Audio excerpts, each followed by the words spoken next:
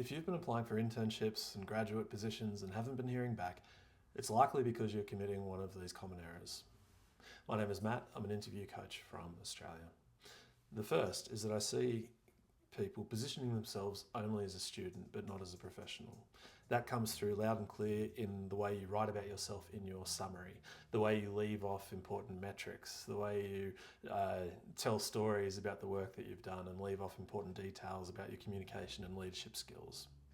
Another common one I see is that you're leaving off hospitality and retail work experience from your resume because you feel, I don't know if it's embarrassed, but you feel like it's not relevant to the actual profession where you want to be working.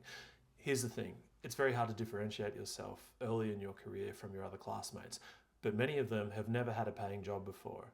And in fact, any employment experience is actually closer to what employees need because they're looking for people that they can trust to do a role and be paid to do it.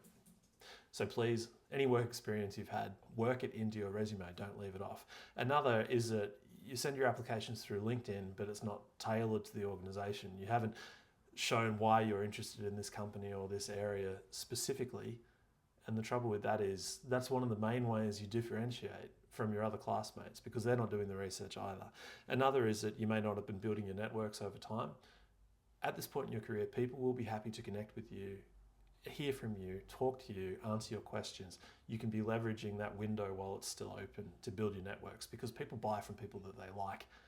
And by that token, they hire people that they know and already like. And that could be you.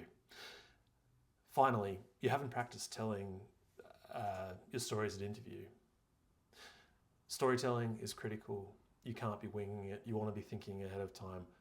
What are the 5 to 7 things I want this person to really know about me by the time I finish this interview? And that also applies to your cover letter because what we write in our cover letter is often the beginning of the thread and we carry that into the interviews. So the cover letter is a secret weapon in applications, the one that I don't think is very well understood generally. There's a lot more to say on all of this topic. I want to keep this video short. I've written a full guide with many more thoughts about how to secure internships, graduate positions, early career roles. Check out the link in the description. But otherwise, good luck out there.